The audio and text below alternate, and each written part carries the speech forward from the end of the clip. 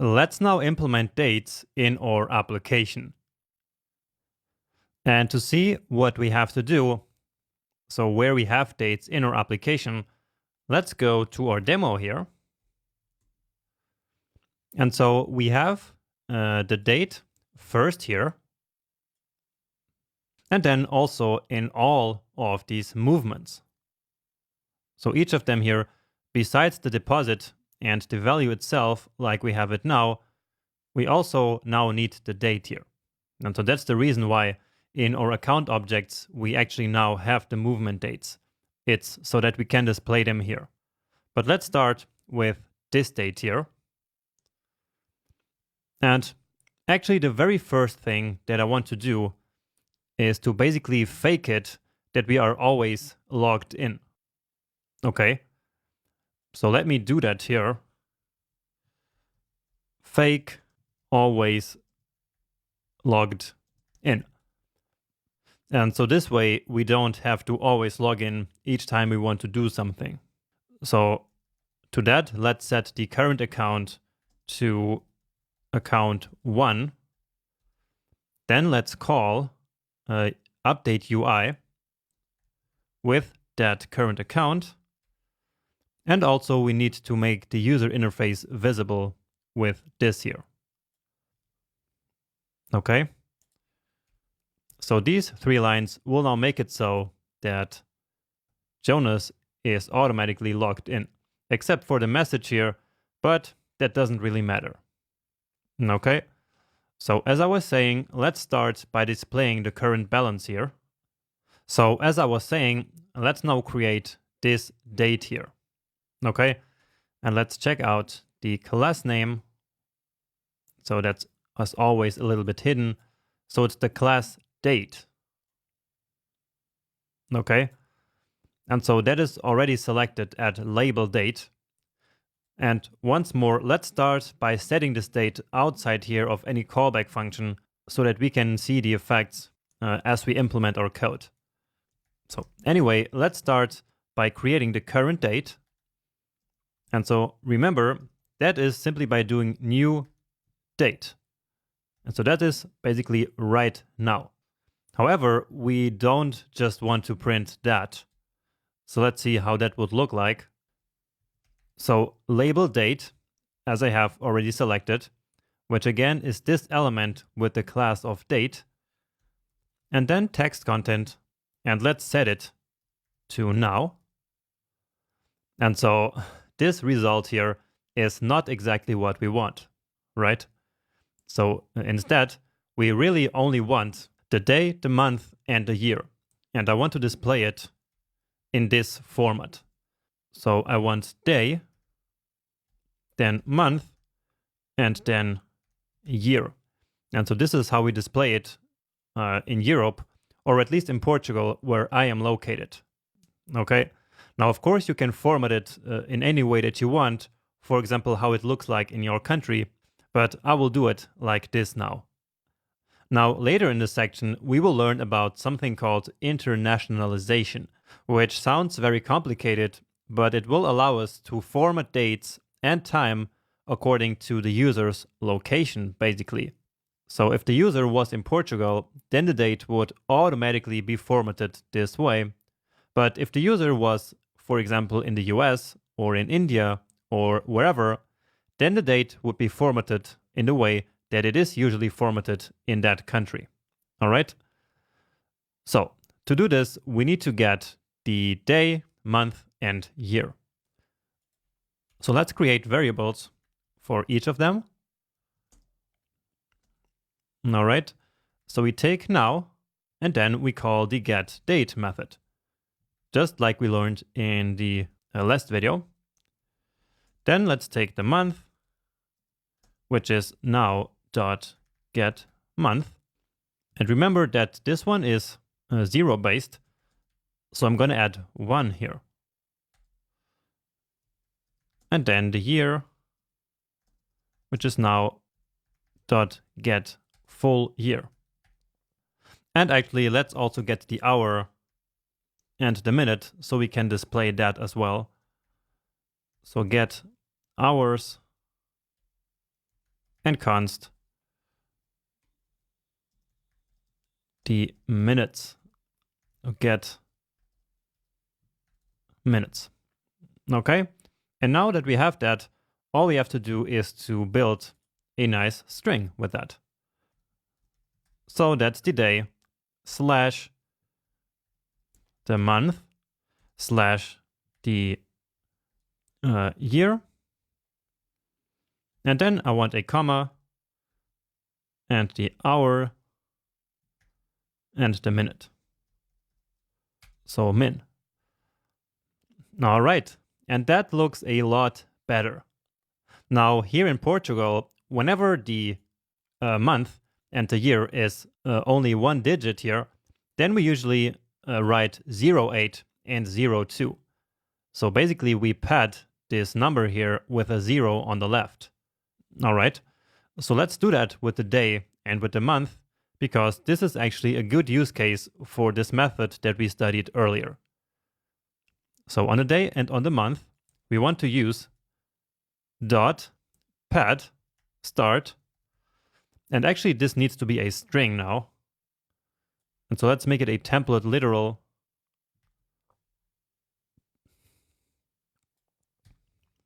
Like this. So basically this is now a string. And so on that string, we can call pad start.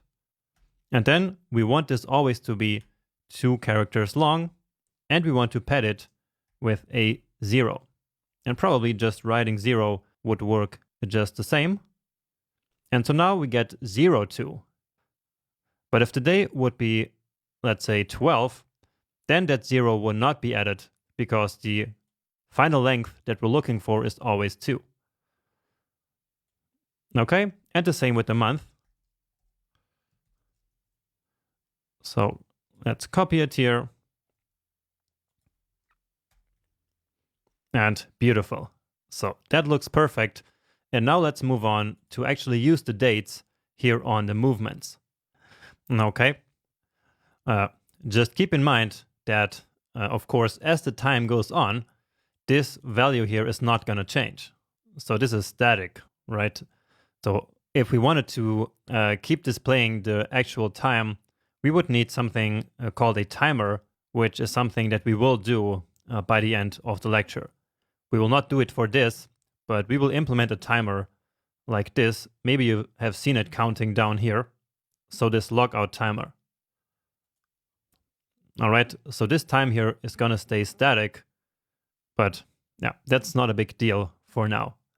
But anyway, let's now go to the function which displays these movements. So display movements. So here it is. All right. And so now besides the movements, we also want to display the times of these movements. But now we actually have a problem, because into this function, we are only passing the movements array itself, right? However, we also want the, let's see, we also want the movement dates. And so the best thing to do is to simply pass in the entire account into this function here as well. So just like we already have it in these two, where we already passed in the entire account, let's do the same here as well. So just the account.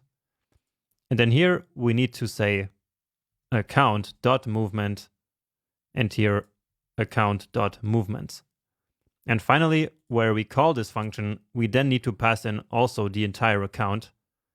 And so that's here in the display UI function. Okay. And so now it is a good thing that we have this refactored function that we created in the last section, where we call all of these methods here only in one place. And so now we only needed to change calling this display movements function here in this one place. And so that's the whole goal of refactoring. It is making it easier to implement new features as time moves on. All right. So let's see how we could do that. So in here, we are looping over the movements. So that's this array that we compute here, which is whether the sorted movements or simply the movements themselves, right? So we are looping over this, and in each iteration, we are generating this HTML. And so now we simply need to add one more element here to this HTML, which is going to contain that date. So let's do that. So in our HTML, we can see that there is this element here called movement date. So let's copy that and paste it right here after the type. Okay. And so let's actually create a variable out here and then put that variable right here. Let's call it display date. Okay. Now, where is the date actually coming from? Well, as we already know, it is in the accounts.movement dates, right? And so here we are looping over the movements. And so at the same time, basically, we also need to loop over the movement dates. Okay. But that's not a problem because we already have the index here. And so what we can do is to write account or ACC dot movement dates, and then we take it at position I. So that is the current index in the movements array, and the same index is then going to point to the equivalent date in this movements date array. All right. So this is a common technique of looping over two arrays at the same time. So we call the for each method on one of them. So that's the movements. And then we use the current index to also get the data from some other array. Okay. And so that's going to be at the same position because we're using the same index. So let's create a new date out of this, because as we saw before, this is going to be a nicely formatted time string, right? And so we can use that string to create a new date object. And we need that object so that then from there we can call our usual methods to get the date and the month and the year. Okay, so that's the reason why we need to convert these strings back into a JavaScript object, because only then we can actually work with that data. And now let's actually create these same variables that we already have here. So there's no need to repeat it all. Let's actually get all of this and then delete what we don't need to make this a little bit faster. So we don't need the hour and the minute. So we don't need this. And we want to create this variable called display date. So the date that we're ultimately going to use here. Display date. And now here we need to change from now to date like this. All right. And we see it already worked. Great. So let's compare it actually here with the dates. So July 12, 2020. And yeah, that works.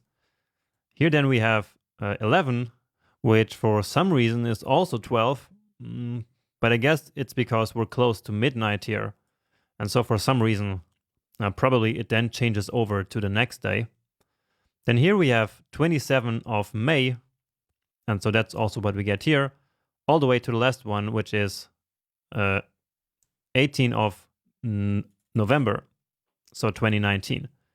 So this is accurate. Great. Now, when we click here on the sort, it's probably not going to work. So we get some kind of error here. So cannot read property slice of undefined. Let's see why that is. Well, that's weird because account.movements here is clearly defined. It shouldn't be undefined. Let's set this here to true by default. And so, well, now it is sorted. So very weird that we get this bug as we click here. let's just log to the console. But indeed, this one here will be not undefined. But actually it now is undefined. So we get account.movements is undefined right now. And that's weird. But I guess it has something to do with the fact that we faked or log in here. So never mind. Let's take a look at this later. Okay, let's just not sort for now until we are back to having our application normal. All right. So actually, let's take this code here now and put it into the code that is executed when we log in. So besides this welcome message, we then also want to create the current date.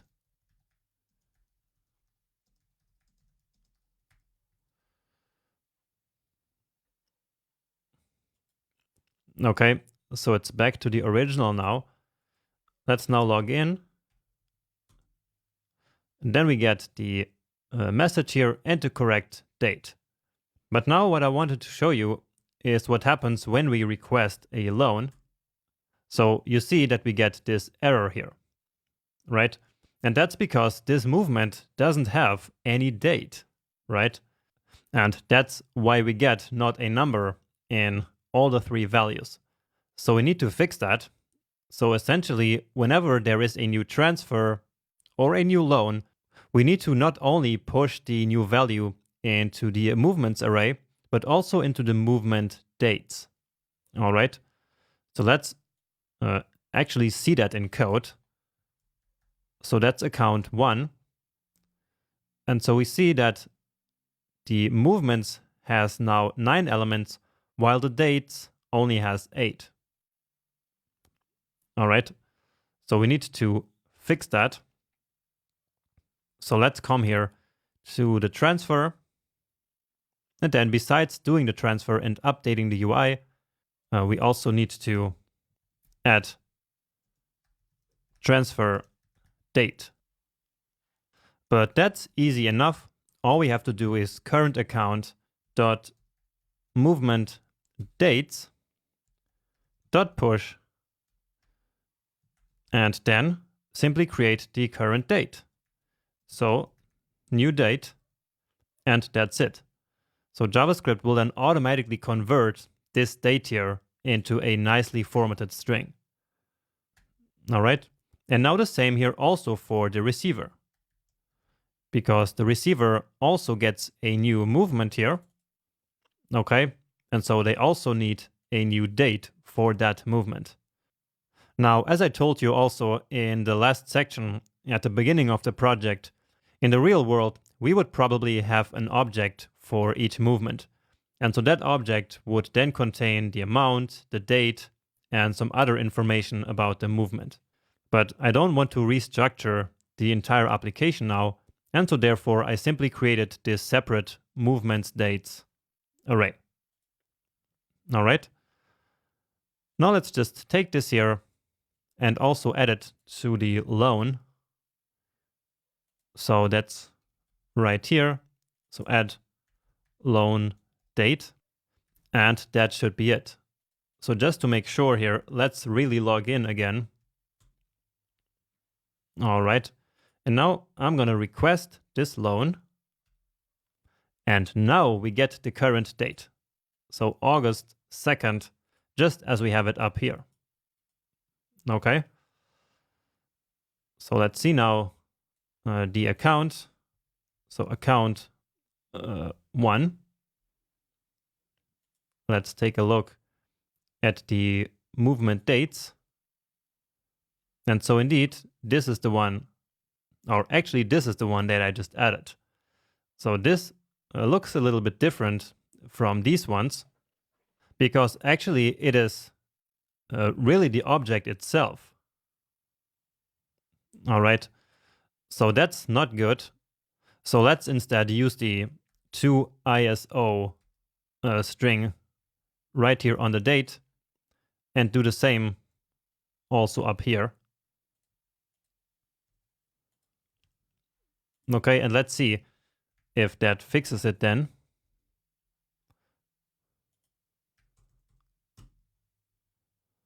Okay, so probably there was some error here because we're back to having not a number. And, oh, actually I need to take a look at account 1 now again. And so let's check out the latest date. Oh, and I didn't call the method. Ah, that was stupid.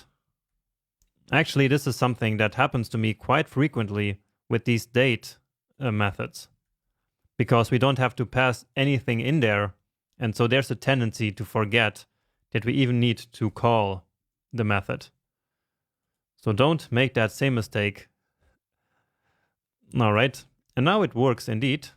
So let's check if the string looks nice with the same format as all the others. And yeah, it does. And so with this, we finished one more lecture. Now here, I'm actually seeing something weird. So it's 19.1, but this should kind of be 0.1, shouldn't it?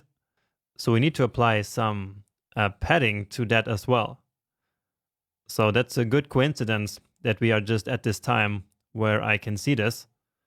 So let's go ahead quickly and fix that right here in the login callback. So that's here. And so essentially what we just need to do is to add this part to the hour and to the minute. So we make all of them a template literal again. And then like this. One more time. Okay. To see the effect, we need to log in. And beautiful. So that's a lot better.